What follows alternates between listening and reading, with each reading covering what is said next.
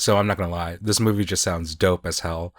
Revenge is a 1989 film produced in the Soviet Union in what is now modern day Kazakhstan. It's directed by Ermek Shinarbaev alongside his collaborator and writer, the Korean Russian Anatoli Kim. So yeah, Revenge is like, I don't know, it's a Kazakh movie, it's a Soviet Union movie at the tail end of the Soviet Union, and it's about like a Korean family in like medieval or antiquity times. From what I see, it traces the story of like revenge across multiple generations of this Korean family, and it goes from a Korean girl is murdered by her teacher, and the girl's parents train their son to seek out vengeance for her. And yeah, it just sounds really cool and interesting and fantastical and huge, and so I wanted to check it out. So yeah, without further ado, let's check out Revenge or Mest. Mest. Revenge. What an opening. Воспитатель наследника должен сделать все, чтобы к 20 годам королевич стал самым сильным воином государства. При этом за жизнь королевича он не отвечает. К назначенному сроку сей указ не будет выполнен, то первый воспитатель наследника должен быть казнен. It's an interesting question of who creates violence in this world. Is the violence created as a result of the son's lack of ability? Is it created by the emperor? Is it created by everybody certifying his will? Однако, государь, вы могли бы проявить к этому человеку снисходительность. Он поверг Ваше Величество на землю, но рубить не стал. Он поступил как истинно любящий своего властелина подданный. Yeah, it's interesting that the in both these instances with his father and now with the son, that the leaders themselves are the ones that are creating the conflict. Эй, ты! Тут говорят, что ты мог зарубить меня. Хочешь еще раз сразиться со мной? Я повелю. Нет, государь, не хочу. Я лучше умру. That all of the people around them are served to bend to their will, to serve their utmost. And the emperors, the leaders, create this conflict through perceived slight, through perceived like, lack of ability. Государя почитает нам свои стихи, а мы послушаем. Стихи, государь, не рождаются под звуки казни. Ну так мы удалим их отсюда.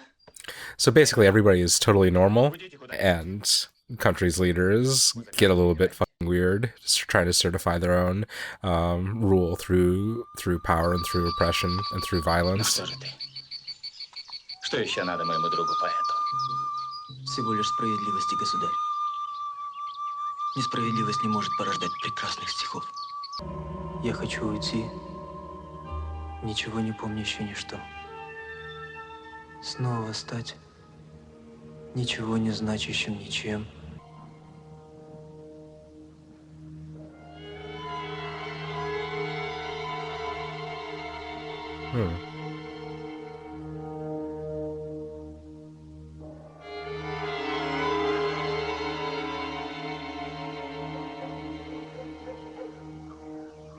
So we have an established dichotomy, all this slight of like art versus power or versus violence. That the creative act can't survive or can't thrive in a atmosphere of oppression, and that while power tries to validate itself through art, which we could see in our society right now, that power's existence negates the creation of actual art. Надоело вас учить.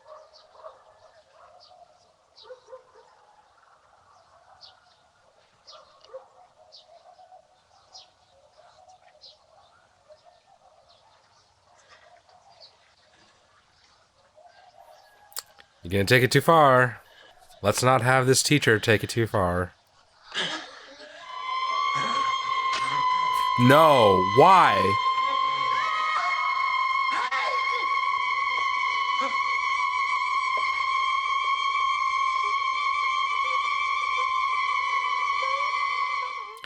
Yeah, so like a Greek myth or a fable, this is contemplating larger atrocities. The way that all of the children, like, simultaneously fell to the ground. It felt kind of, it felt very theatrical. Like, Kuroneko, also featured on this channel, just beginning the film with unspeakable acts of violence. Even more so than unspeakable, completely unjustifiable. Такое преступление, что нам всем после этого нельзя спокойно жить на белом свете. Yeah, like the House of Atreus, now that the blood has been spilled, this cycle will continue endlessly. Много лет я проскитался по разным городам, пока наконец мне не сказали, что он может быть на тайных серебряных рудниках. Вот я и напал на его след.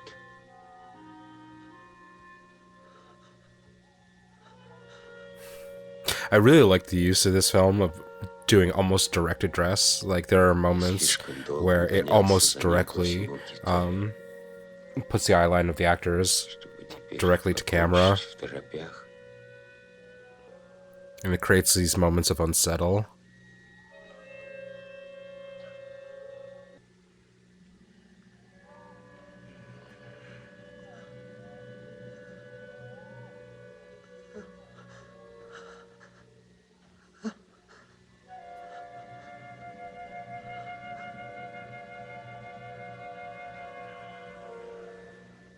It's really beautiful to watch the story be expressed just through facial expressions.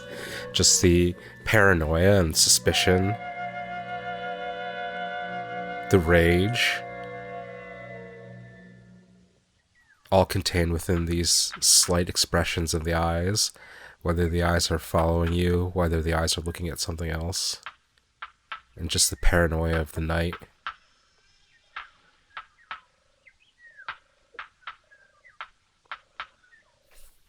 No, it's Korean Adrian Brody. Уходите. Женщинам здесь не место. Извините, вы не могли бы дать мне какую-нибудь обувь? Моя изорвалась на камнях. Я иду издалека. Эта женщина, пришедшая неизвестно откуда, мешала мне сосредоточиться. Моя месть должна была свершиться при полной ясности чувств.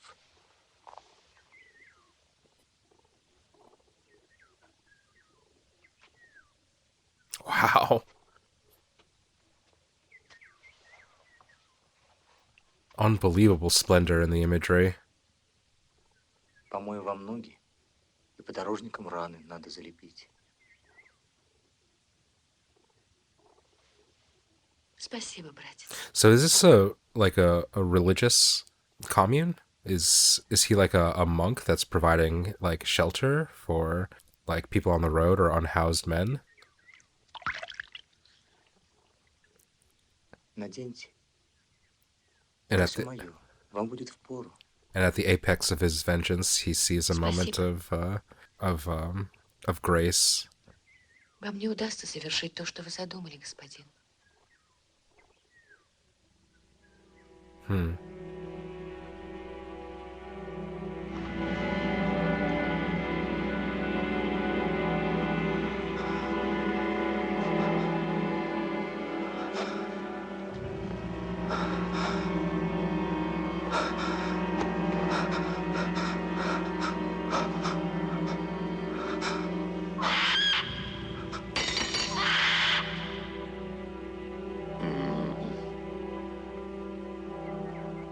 Ты не отомстил.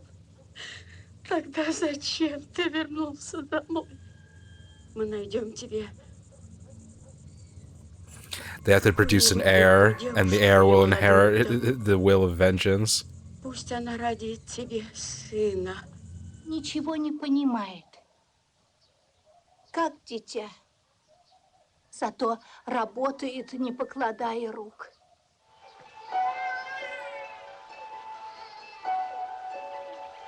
Just wonderful. Like, truly splendid.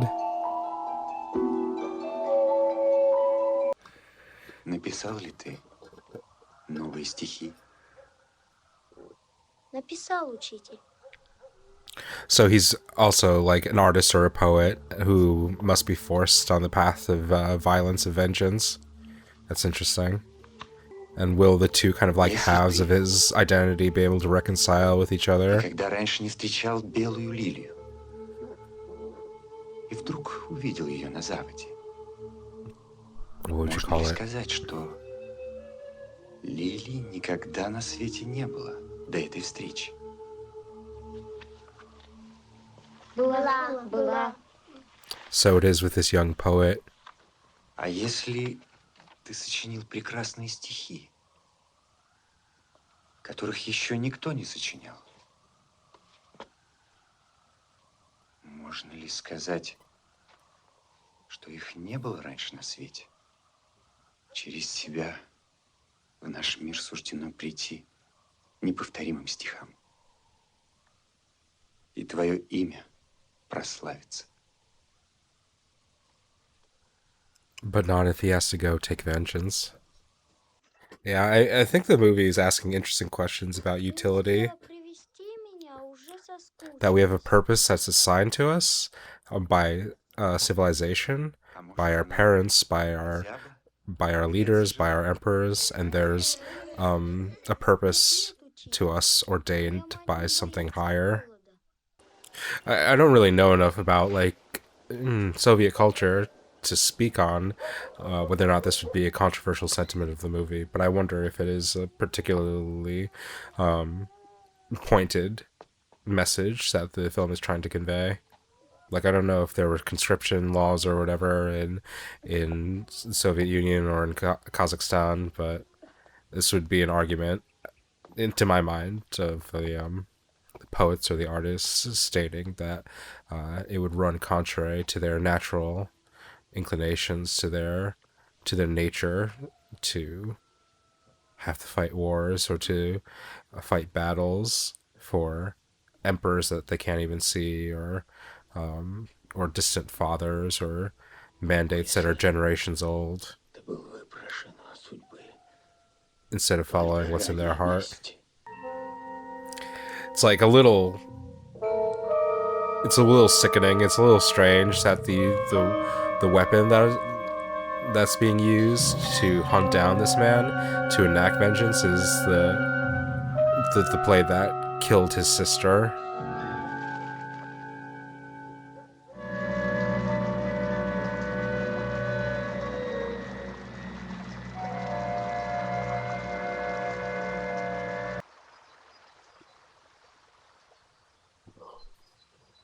Эй ты, мудрый даос, отвечай скорей.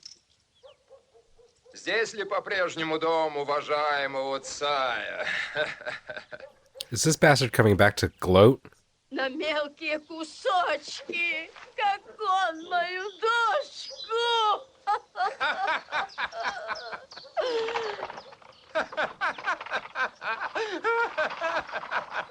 Is he married to that healer woman?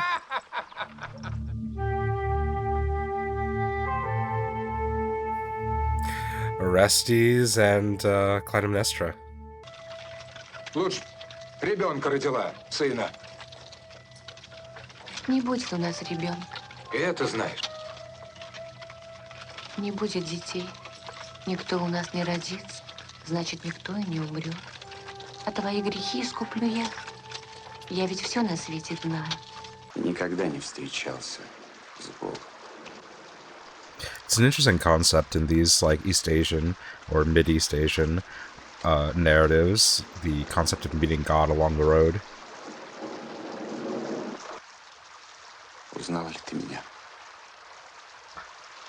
Узнал, святой учитель. I like how the camera kind of glided past them and then settled back. Пишешь ли ты по-прежнему стихи? Нет. Я разучился. Позабыл все это. Like a child forgetting how, or an adult forgetting how to draw. Человек всего лишь тростниковый флейт, на которой кто-то играет. Не мокрые это головы, сынок. Это две неясные сущности, блуждающие по своим призрачным I love this путям image of them being like между caught in the rain. началом «и» I'm gonna pause и for a «я». second. Yeah, the rain is such a like a powerful image in this narrative, kind of like the coursing of different seasons that are presented in this, and the kind of environmental conditions, the sweltering sun of rage and vengeance, and then the deluge of rain, the kind of dampening down of those same instincts or those same feelings. It's such an interesting characterization of Sungu. As an adult or as an adolescent, he's been made to constantly wait and to attend. That he is attending on his parents' desires, his father's desire, his stepmother's desire for vengeance, and there's that image of him waiting outside of the household for the time to strike, and this rain creates another kind of instance of withholding or waiting, but in contrast, Sungu seems to be liberated by this experience. Like, while he's simultaneously confined and contained, he also like cherishes the rain and embraces the kind of material experience of the rain, and it's almost like the heavens themselves like crying out, like begging human beings in the course of their actions to stop, to pause, and to recognize their surroundings. I think this movie, in some small ways, functions on images and experiences of motion and of stillness, instances where it's funny because it's not exactly a very kinetic movie. It's not necessarily a movie where a lot of action is being driven, but we like kind of follow a lot of motions, and especially following the motions of the emperor and the emperor's son, the way that they kind of walk and give commands and then like walk again and walk away. There's images of both the emperor and the emperor's son both walking off into the distance, and there's this kind of unstoppable engine in the way that human beings move in this, that when they stop and they're given pause in a moment of meditation or reflection, they suddenly see something that they weren't able to see there before. That happens with Sai at the moment that he's going to kill the teacher. It happens to the teacher's wife, the healer woman, when she pauses to have her shoes repaired and have her feet washed. And there's this interesting contrast that's being delineated between human beings in motion and human beings at rest, and there's instances of stifling, of constriction in that stillness, but there's also reflection in it. Что же за путь у тех, кто погибает во младенчестве? У листвы, опавшей в самом начале лет. У маленьких мышат, нечаянно утонувших в ведре. I've been like watching a lot of narratives recently about retribution, about the nature of retribution, whether or not it's justified. I certainly have my own thoughts, but you see these ideas carried out in these narratives as well. Никакого пути. Они вышли утром на дорогу, и их неожиданно настиг сон. И во время этого сна Yeah, and again, in the death of these children, the pain stasis, but also acceptance, like resignation to stillness, allowing stillness to enter into your life. Если маленькому ребенку отрубают голову, то о каких небесных законах можно толковать, святой учитель? Тогда только месть. Вот единственный. I mean, that's fair. That's the justification that that Harold Bloom gives for the lack of existence of God, for example. And I guess I also wonder if there's significance in Tale 4 being the one in which Sungu kind of accepts his path, the path of vengeance and the path of death, for having kind of like fatal significance in East Asian linguistics and culture. Парень, ты на лесопилке работаешь? Парень, достань мне дранки. Yeah, you can. Я штукатурить могу. Надо прибить шифер. You got a holes going. I don't want to put this in like a Не надо. purely like American point of view, but I do like these narratives where characters are somehow like in a way liberated or in a way discover themselves through work, through activity, by performing a task, by building a house, by doing whitewashing. They actually discover who they are more clearly than focusing at the task at hand. That they're somehow liberated by working with their hands and by living in the real world, as opposed to being consumed by their thoughts. Где ты всему научился-то? But that the world is material, that it's in Всё front of ты you, умеешь, парень. that you could touch it and interact with it and it won't Я shatter. рабочий. Я тоже рабочая. Румынка я. Никого у меня здесь нет. Yeah, they can both connect on Одна на that. свете живу. Надоело мне по свету мотаться. And in a world where nobody can repair the past, nobody can change the past, the best you can do is something that will change how you live now and make you appreciate life for what it is.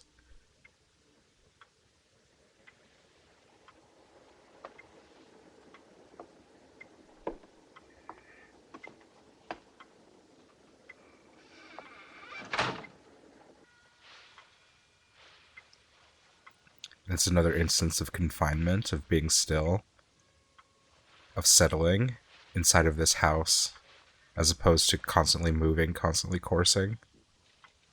It's beautiful.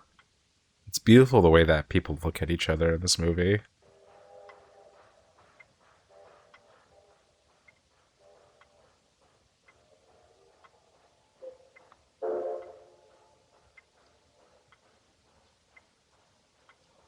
The ways that characters like avert their gaze and only subtly come to meet each other's eyes.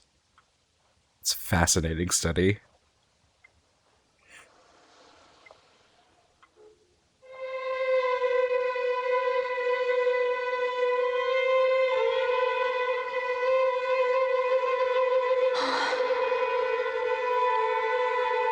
And it's a repeat of the instance with, oh, Jesus Christ.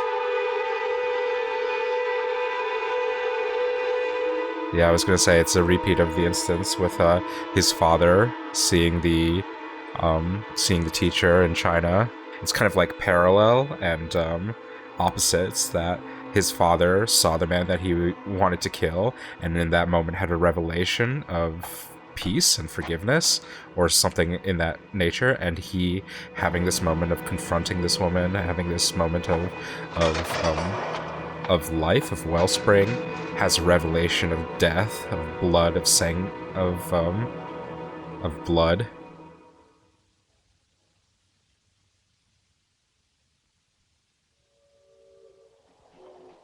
Mest. Не брони меня, родная, что я так люблю. It's really, really wonderful how reduced in this narrative you like pick up on like smallest interactions, that characters only look at each other at the moment of death, at the moment of life. Я не знаю. Tai only looks at a man when he's about to kill him. He's only looked at by his son when he's about to die. His son looks at a woman Вам было страшно ехать. at the moment of desire, Знали, of наверное, что conception. вы будете здесь. Скажите ему, что я не забыл своего друга. Нет, не забыл. And it's such an interesting kind of qualification or interpretation of the idea of will, of the will that we inherit from our parents, that this kind of lineage of revenge, of vengeance, that Sungu can only inherit one thing at a time from his parents. So he can either inherit life from them, or he can inherit death from them. His oath to them, his pledge, precludes him from getting married, from settling down, and having a home, having a family. And so he's fulfilling a similar function for them as their daughter did. Their daughter's death ended their lineage, and he's ending their lineage as well, but not through denying their will, but through accepting it. That because he accepts this will of vengeance, he will end the family lineage, and he will end it based on their own demands. You can only pass down one of two lessons to your children, either life or death. Отец, Ты без меня не найдешь. Я помогу. Yeah, seeing the specter of his father, it's like the family line has been infected with death. It's really sad. I really feel for this character.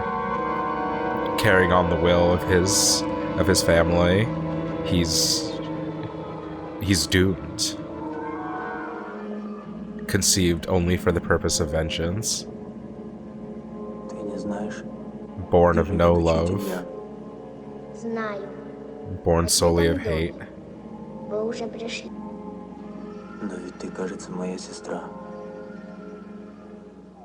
Да, сестра. Yeah, he's really a tragic character to me. Something in the vein of like Hamlet or Orestes. A human being, a person with infinite possibilities, infinite capabilities, that's been reduced down to a singular mission. He's been reduced down to a quiver to be shot from a bow into someone's heart.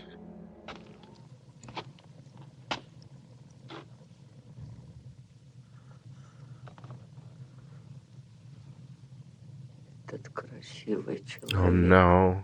Как будто видела его где-то. And that's a beautiful kind of mythic quality to this.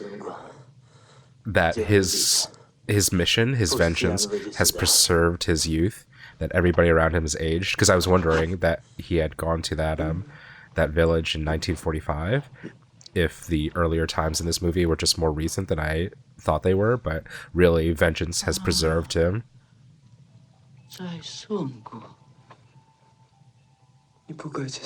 And so this is the woman that Tsai first encountered in the mountains in China. Jesus. Яблоко упало в траву, бабушка. Кто меня поднял и положил сюда? Я ведь совсем больной, мама.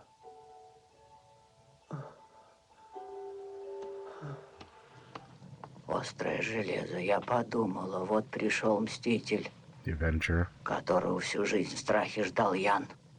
А вот уже умер Ян. Год назад как умер. И исчез с лица земли, Thank God. как не было. What's he gonna do now then? Thank God. Так умер.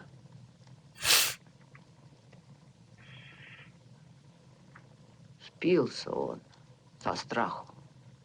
А в прошлом году, к осени, когда задули сильные ветры с моря, ему и пришел конец.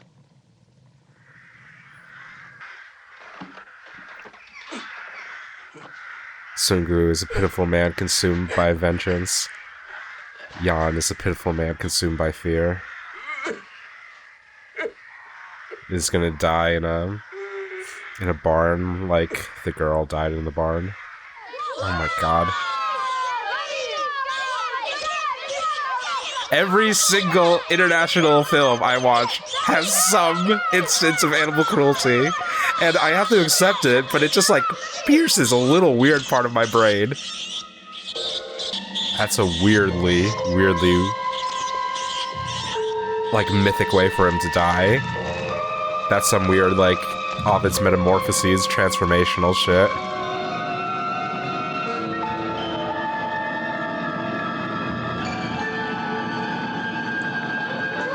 Horrifying image of fire. Fire's just one of those things when you see it truly realize it's cinema, it's just like, it's fucking outrageous. So that woman was put in the path of Yan, not for Yan's sake, but for Sungu's sake. Разрешите мне быть вашим сыном.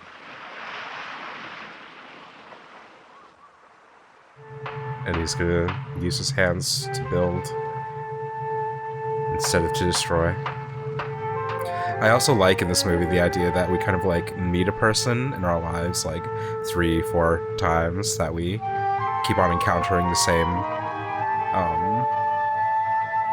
cast of characters, and with each different meeting, they bring a changed relationship or changed import. Oh yeah, it's a dude. Oh, what did it say? Something commanders. Carousel of commanders?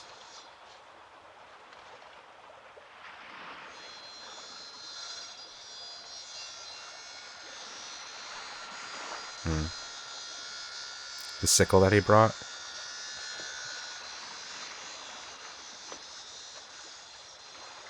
Что это значило? The sickle found its home. The vengeance found its home before the sun ever did. Yeah, the sickle that she was using to harvest. Oh, Jesus, nope, it's something else entirely. Some fucking... whatever the fuck that is. Maybe some sort of war machine.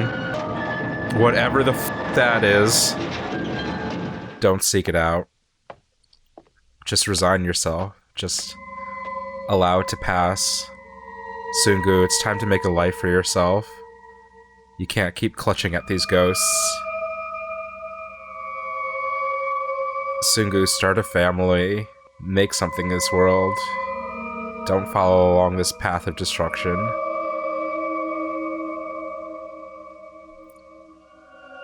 Sungu.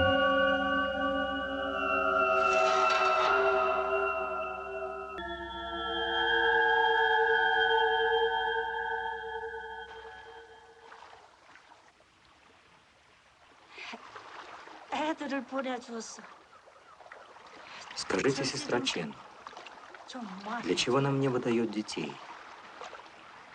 Для божественной радости, полагаю, сестрица. Любовь разулась, как мы с тобой, и на сопку убежала.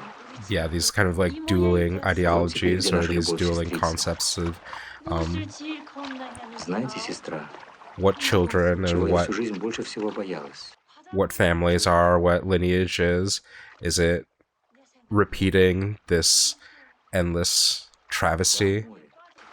Больше всего боялась, Is it tragedy playing out over and over again, or is it love playing out? а вот, смотрите, и птички летят из огня. Ведь не сгорели.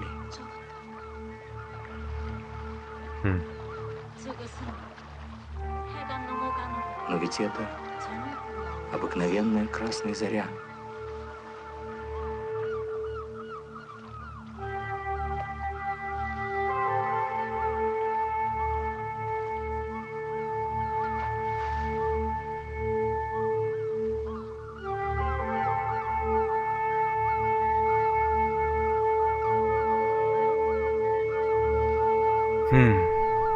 Written by Anatoli Kim.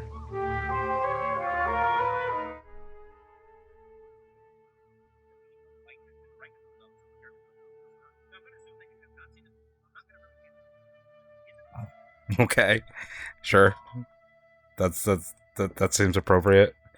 Okay, so yeah, I guess like what I'm really taken with is like the mythopoetic nature of this movie. It feels like it's a Greek tragedy. It feels like Hamlet is another thing that I mentioned, that this seems like it was written in the postscript to a time of tremendous upheaval, like revolutionary upheaval, and is trying to quantify or is trying to sublimate all that into into a artistic, poetic form.